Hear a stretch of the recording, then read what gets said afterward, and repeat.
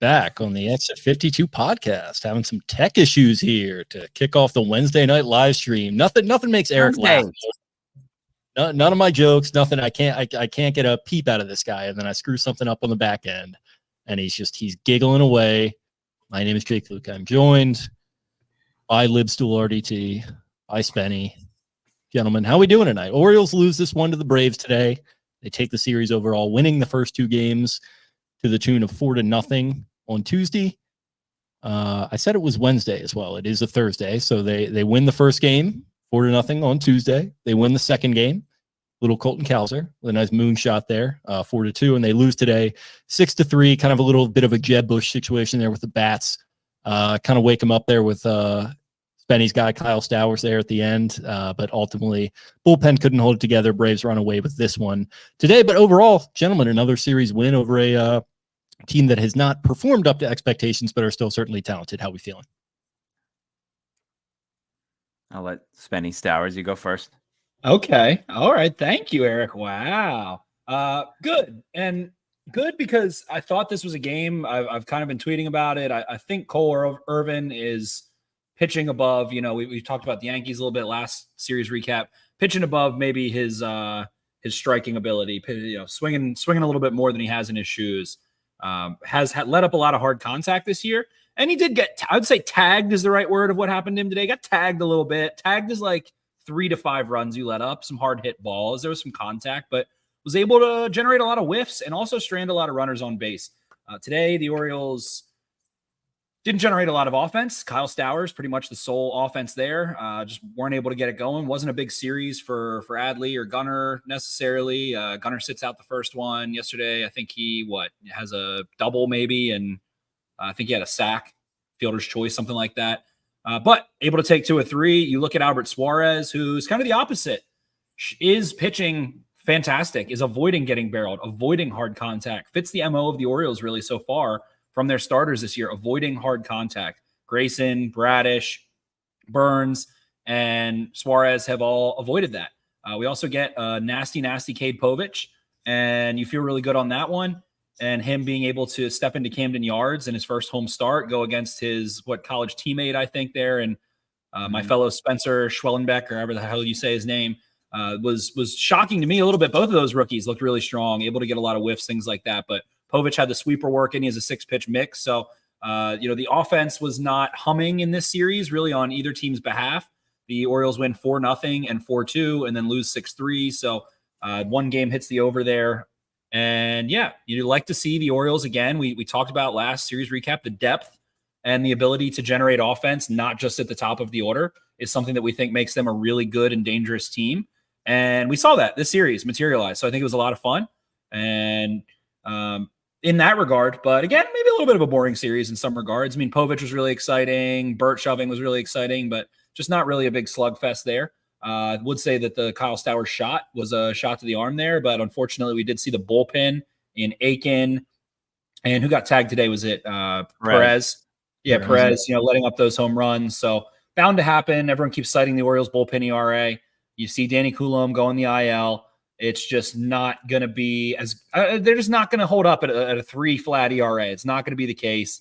They're again, they're going to need some reinforcements to really button up this team. That's the one area you're looking to. No matter who tweets what the ERA of the bullpen is, they still lack that dominant presence.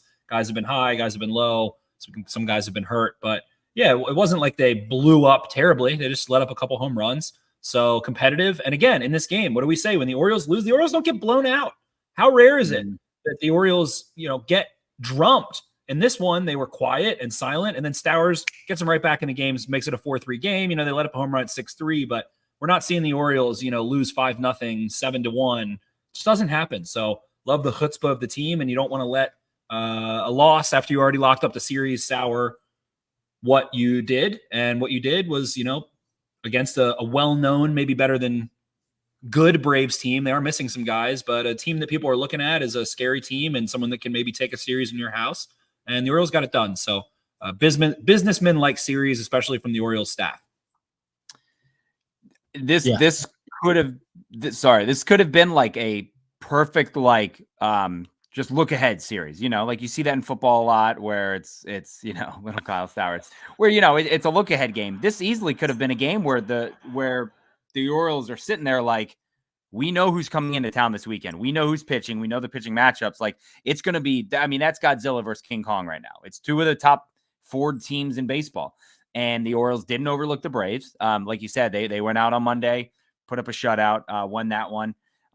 Big Al, he was incredible again. That's all he does is give good starts. And you're always like, Suarez's starts always seem like you're like, oh, he walked the guy. All right, now he walked another guy. Like, just it's kind of teetering, and it's just it's the bend but don't break, and it just never breaks right now. Like, what's his ERA? Is still under 2.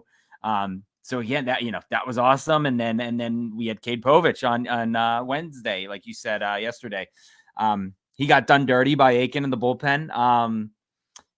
Would have probably like to have Vespi or another lefty in there. Obviously, that would have been Danny Colom's spot, but like Spenny said, he's on the IL. Everything sounds, we'll knock on wood, it doesn't sound that bad. I know he's out, obviously, but even him the other day, he was like, listen, it's not what, and his quote was great, and this is just Coulomb being Coulomb. He goes, it's not what everyone thinks. He's like, it's not. And he's had Tommy John. I think they said like 16 or 17 maybe. And he was like, it's not a UCL. It's not what everyone thinks. So obviously, all right, exhale, you can breathe a little bit. But again, Aiken has kind of proven time and time again that he really can't get guys out in big spots anymore. Lefty, righty, doesn't matter. I think someone said lefties are hitting 100 points higher than righties are against him currently. I didn't look that up. I thought I saw that tweeted somewhere. But then, like we said, Cowser, defensive replacement, great move by the skipper. I wouldn't have done it, but some skippers would have. He gave credit where it was due on that one. Say it again. People were going after him, but he gave credit where it was due on that one. He said, look, I wouldn't have done this, but shout out to the skipper for showing the chutzpah. That's why he's an idiot, and he admitted it. But yeah, that again, the great move on his part. Obviously, Colton comes in and makes that catch in the weird. We got to come up with a name for that little like concave cutout area in right field.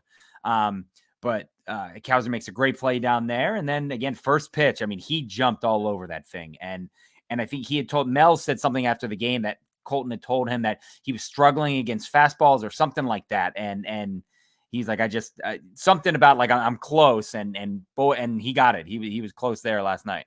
It might be the corral. Shout out to our friends up in the pasture. What do you think about that? The corral and then the pasture.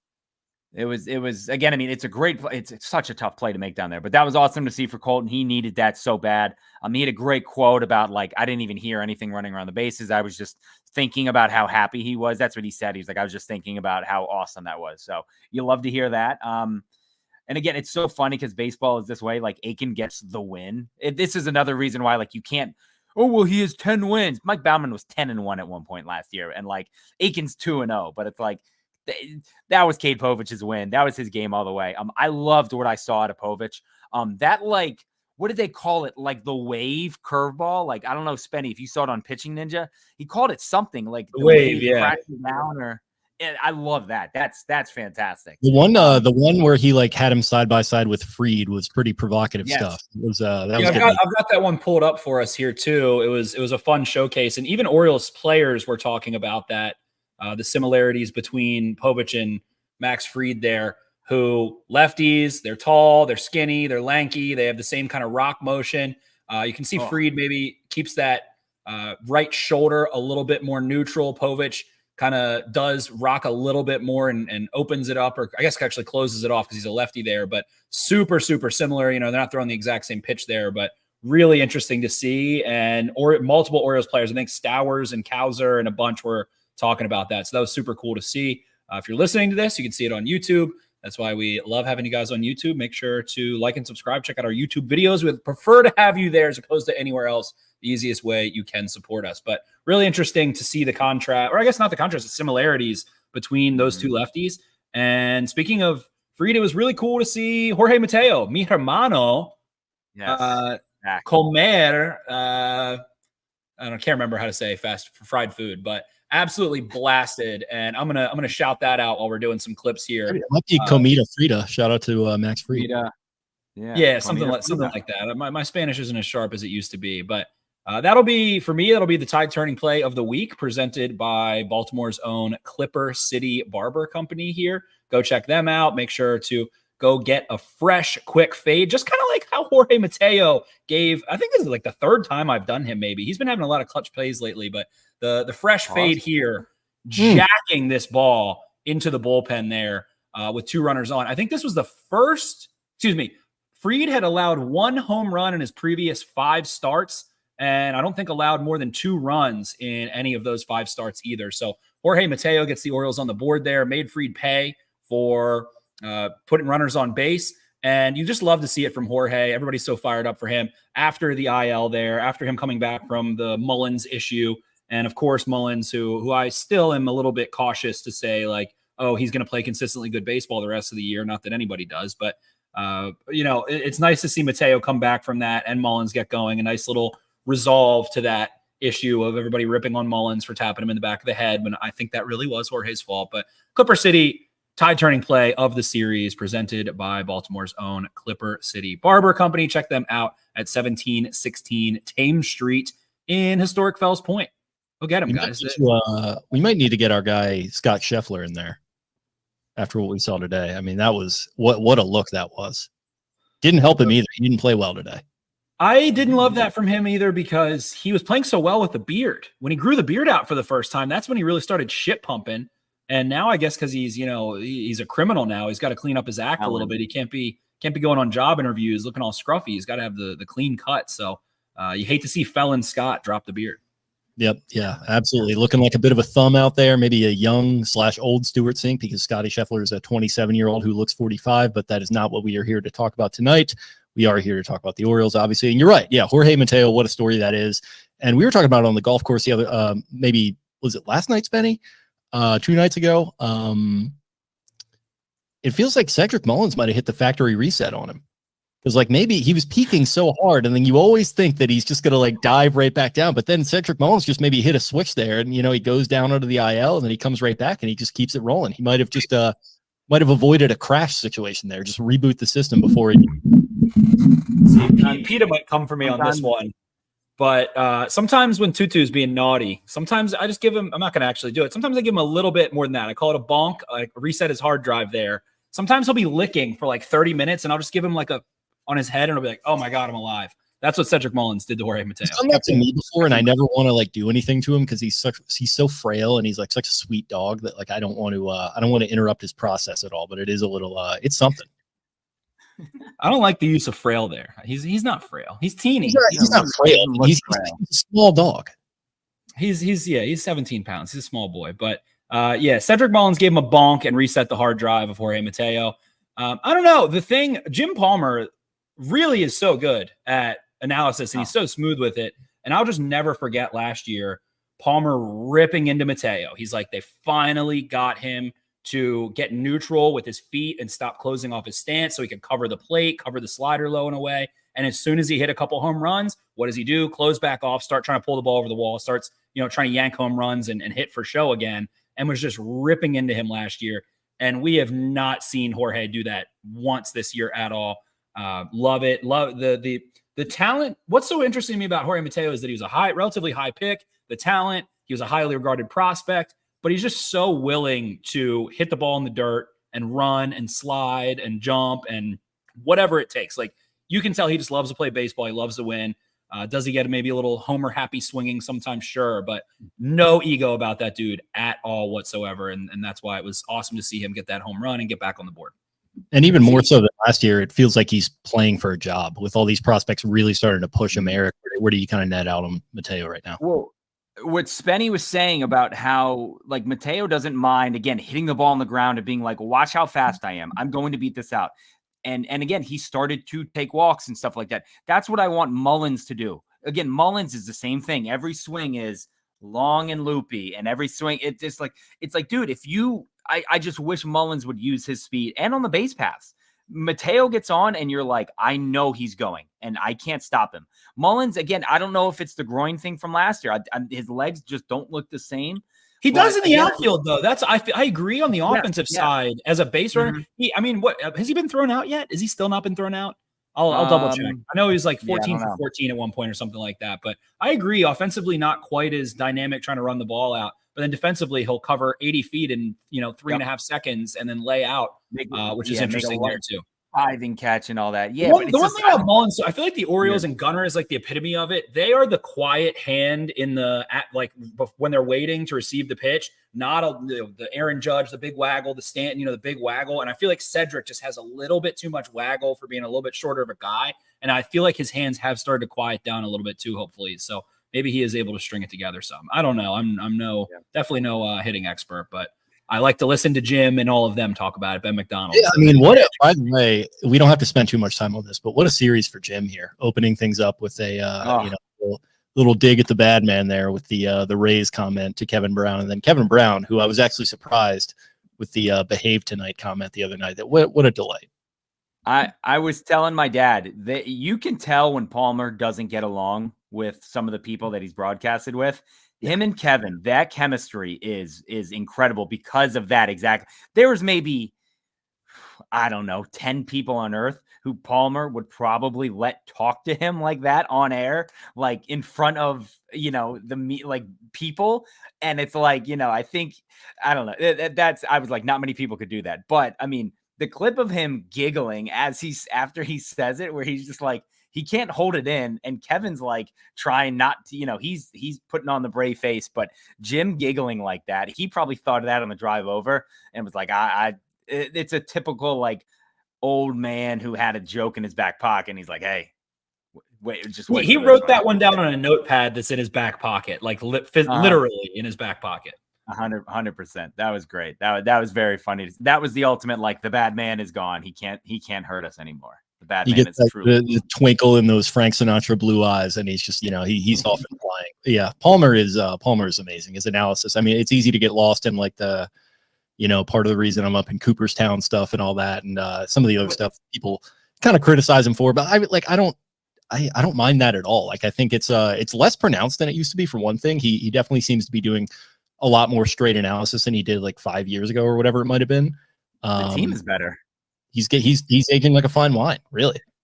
Yeah. The team being better is a huge point there, Eric. I feel like he's like, so many guys have had so many things going on. Management was, not development, and management wasn't a priority. Now he's like, oh, they have these young ascending star players. I want to dive a little deeper into what makes them what they are, or what they could be doing differently. Well, also, when it's not 8-1 in the top of the second inning and Thomas Eshelman is like throwing his 48th pitch of the inning, and you're like, shit, how are we going to get through this one? No offense to Thomas. I'm sorry. But, it's like now you can talk about actual baseball, but it's also like, if there's one person that I want to hear those stories from, it's a guy who's in Cooperstown, the only person who's won, a World Series game in 3 different decades. Like he's earned his right, but I've talked to some people who were like, oh, he talks about himself too much. We don't care. It's like, no, you should care. You should absolutely care. But yeah, great. It was a good series from him. It was a fun banter back and forth with them. I had it on mute today, but I saw Kevin like with the hot dogs, and Jim was holding them, and they were doing something with the race and all that. But that was pretty. Shout out to minority owner, I guess you would call it, Mike Arrighetti. I think it was him and his family were in the mascot costumes, running the freeze there in the hot dog race. That was a scene. He was ketchup. They said he was ketchup. So. Pretty funny. Yeah, they didn't delineate which one was which. I'll say that as we bring up Brian's lunch spread from the other day that we had. I was clearing some things out, and there we go. The behind the scenes, trying to clear out the overlays for us there. To switch topics while you guys were talking, I was trying to think of some names for that foul area. I came up with Crab Cake Cove, Baltimore Bend, Inner Harbor Hook, Patapsco Pocket, and the Pratt Street Pocket. So some food for thought there. It could just be the harbor. It's kind of cut out and funky, and I don't know. The harbor, I like the harbor hook there. So some food for thought. We'll workshop that. I think you're trying a little hard. We need something a little simpler, a little more punchy, a little more concise. You'll get there. The Patapsco Pocket. Come on, give me some credit there. That was in the fly. It's too wordy. It's the mouth. Patapsco Pocket. Yeah. We need something a little more concise, but I think about Nick Markakis over there. I feel like he used to hit a lot of balls over there. I feel like he used to make some crazy plays throwing from out. All of a sudden, the ball would just come smoking out of there to second base, and he would gun people down. Something about Nicky Cakes there. Where Brett Phillips botched Adley's First hit, triple. I didn't see this. Honestly, it didn't always used to look like that either. So they really got the indent out there now. When did he get hit by a foul ball? We got just another quantum wave function in the chat here. It says Kevin got hit by a foul ball. Jim looked at him dead silent for 10 seconds. It wasn't like recent, but I do vaguely remember this happening, like a ball sprayed up into the press box. Interesting. I don't remember that at all. Quantum wave. You could throw some more context. He said today. Apparently, I didn't catch that one. I was experiencing some sensory blitzkrieg. I was doing my work duties, obviously. Then I had the U.S. Open on with the multifunction, which is 4 screens, and then I had the Orioles game on with the Orioles volume, but I did not. I missed that somehow. Interesting. Something we failed to bring up, probably the biggest moment of the series, and I probably should have done that for the tide turning play, the Colton Cowser 2-run shot to go ahead and win that game. And Cowser being able to just obliterate that baseball and make that clutch play. I think it was the first pitch as well, was a super clutch play there. Cowser was the one who made the play in the corner that we're talking about. And the reason we're talking about it is because of Cowser as well. So glad to see him. He was so joyful after. He's been slumping pretty hard for quite some time. He's on my fantasy team. I don't rag on him too hard, but when I go check his stats over the last week, 2 weeks, or month, when I'm just doing my fantasy rumblings, I'm like, he's hitting 190 over the last month. So it was really fun to see him. And you got to give him credit. He's a freaking hustle player for being a top pick and a top player and a top prospect that ascended quickly. Dude is all out. He is all out in the field. He wears the emotion on his sleeve. I think one of the funniest things about him, I don't know if I've ever seen such a dramatic batter's timeout. Like he's big into the breathing. So he rests the bat again and resets his chi. And he's like, he got that breathing apparently this year for the golf swing. Yeah, 100%. So Cowser with a huge play there too. So him and Jorge with some monster plays in this series. Rod Riggs here in the chat. Am I being too greedy wanting sweeps, or should I be happy with winning the series? I don't know. I do know I'm happy that the Yanks lost.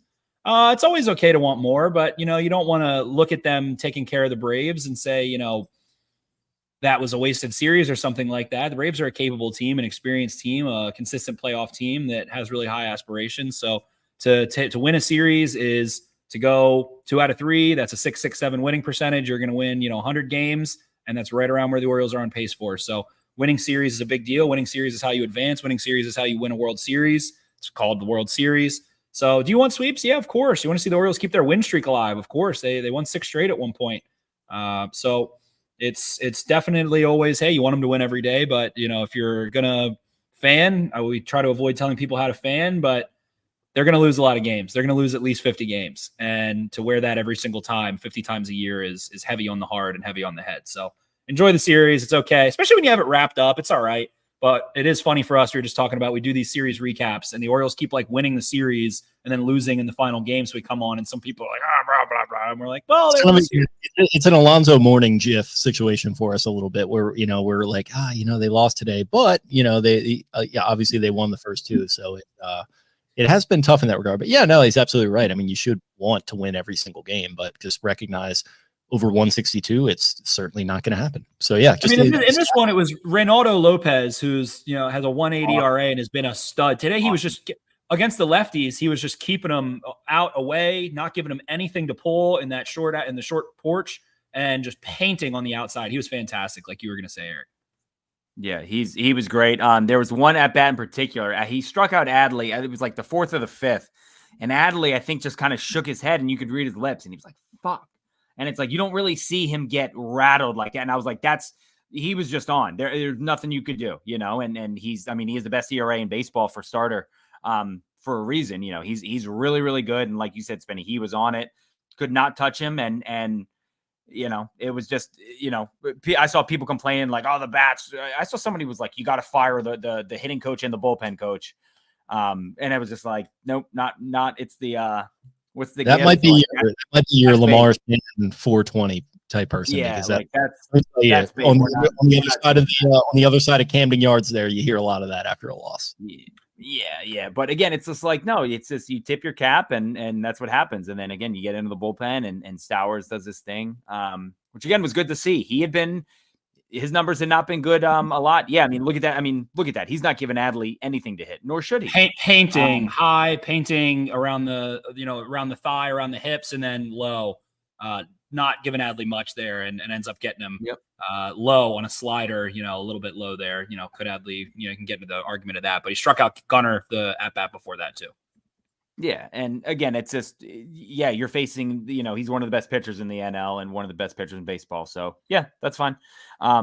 Just like Quantum Wave says, it's, this team, it seems like they really come alive like after the 6th or 7th, which again is usually coincides with when the starter comes out. But it's funny. That was a talking point for us early in the season. Like they just wouldn't get going until like the 7th inning. You remember those games when they just wouldn't do anything and then they'd come back and win in the clutch, and that went away for a while. It has seemed to be a little bit more of a theme recently, but it does go into what we've been talking about with the depth and everything. And I even saw some of I think the Talking Baseball guys, I saw like a clip from them. And they're obviously a little bit more Yankees focused there over at John Boy, but they were kind of talking about it in the context of the Yankees, where like the Yankees very top heavy, but the Orioles, as much as they do have star power at the top, they have guys that can come in and produce at the bottom of the lineup. And typically you'd think of Westberg or Cowser or even Mullins or, Mateo, certainly more recently in that regard. But I mean, obviously you have Kyle Stowers doing what he did today. He's had some big hits throughout the year, his first home run today. So he's just hopefully another piece that's going to be a part of that puzzle. I think Jacob Calvin-Meyer, our weekly or bi-weekly Jacob Calvin-Meyer tweet of the week is like the Orioles lead the league in home runs, and they have someone who's hit 34 home runs in the last calendar year that's hitting 439-foot shots coming off the bench. Like they can't even get at bats. So the power is absolutely ample there for the Birds. Absolutely. The big thing too, again, it's you were talking about Cowser, and he's a hustle dude. He's a big dude too. So like he's playing a really good outfield. Spenny, you've been all over that. The metrics, I mean, left field, doesn't matter. Left field, right field, he's making catches, center field. So I'm pleased with his series. Again, Stowers in very, very, very limited at bats. Again, especially coming off a wrist injury. Him hitting that home run was awesome. Second longest home run of the year. And again, it was a kind of a weird series. No Adley really, no Gunnar. Gunnar sat, what was that, Tuesday? That was the first game of the series, right? Tuesday. Yeah. So, again, it was nice to see those two guys not have to carry the team, but the team still was able to win 2 or 3 against a very good team in Atlanta, even though they're not playing well right now. And again, I just go back to Big Al giving up a triple on the first at bat of the series, being like, oh shit. All right, here we go. And then he just danced right around it. Like, all right, I got it, guys. Don't worry. And that Cade Povich not walking anyone, which we haven't talked about. That I did want to say that about him. Him not walking anyone after walking 4 or 5 in Toronto. I mean, that just shows you, I guess, kind of the pitcher that he is. Again, he recognizes, hey, this is not good enough, and that's what got him in trouble in Toronto. Hey, this is the big leagues. These guys are not chasing everything I throw.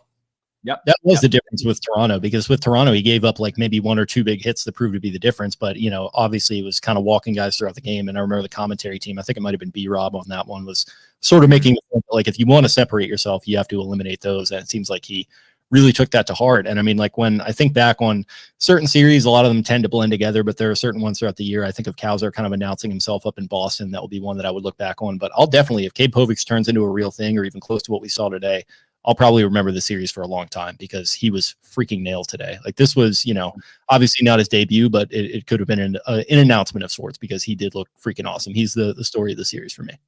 Yeah. And real quick, and shout out to the fans. 33,000 on a day game on a Thursday. That's not a holiday or anything like that. That's a great showing. That's a fantastic showing. So I was happy with that. I should have just taken the whole day off and gone. I took off this morning and then just got roasted by a bunch of 5-year-olds. But I should have just. What happened this morning? You want to get into detail on that? My daughter called me bald in front of her whole class. Literally yanked my hat off and said, "Everybody, look, my daddy's bald." I'm like, this is a buzz cut. The David Tepper. You never take another man's hat off. I know. that or the gym bro. I don't know if you guys saw that. Oh yeah.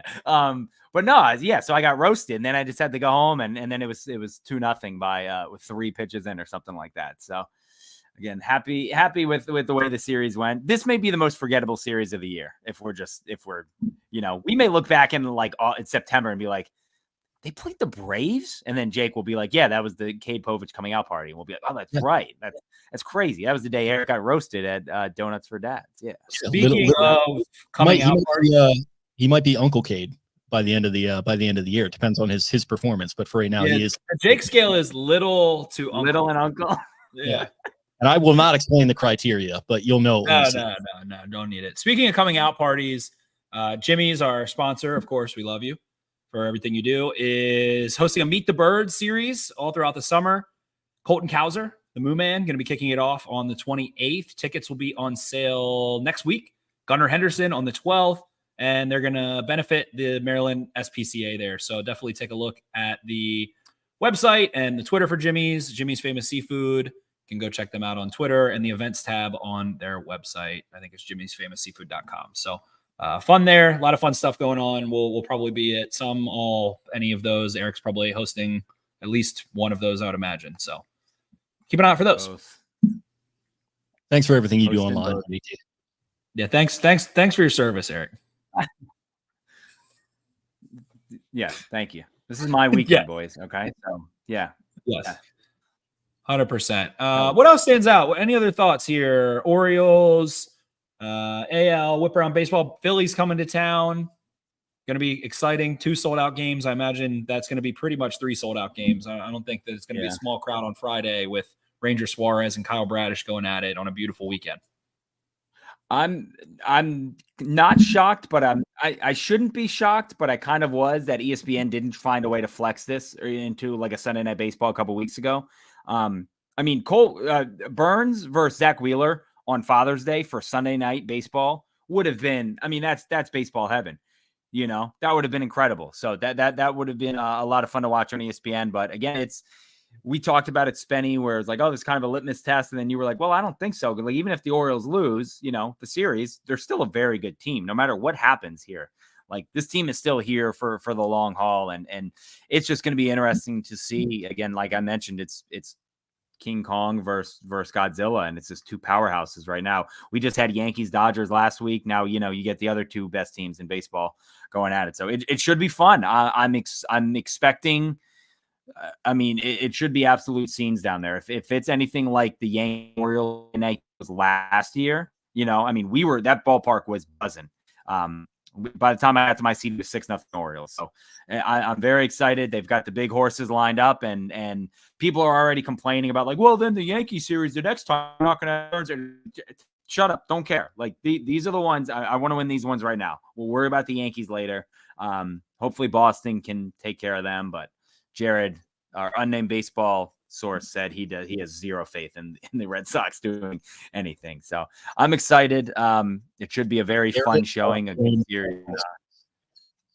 Yeah, unnamed whatever baseball source. Also, I did see on Instagram, not to dampen the mood, Cole Irvin said they had to put their dog down today. So if people want to, so it's like, all right, I get it. Now it's easy to I just saw it like 20 minutes ago, but not that anyone, you weren't ragging on him. Okay. Not you, but yeah. So if he was doing bad there was a reason behind it, but I don't think, heavy heart, as you would say. Heavy heart. Yes. But no, I don't know. Again, I think we just, buckle up. It's going to be a fun series. And if you're going to the game, I did see the Spider-Man meme, and it said Delco Dundalk. And it was like, get ready this weekend, because it's going to be a lot of that going around.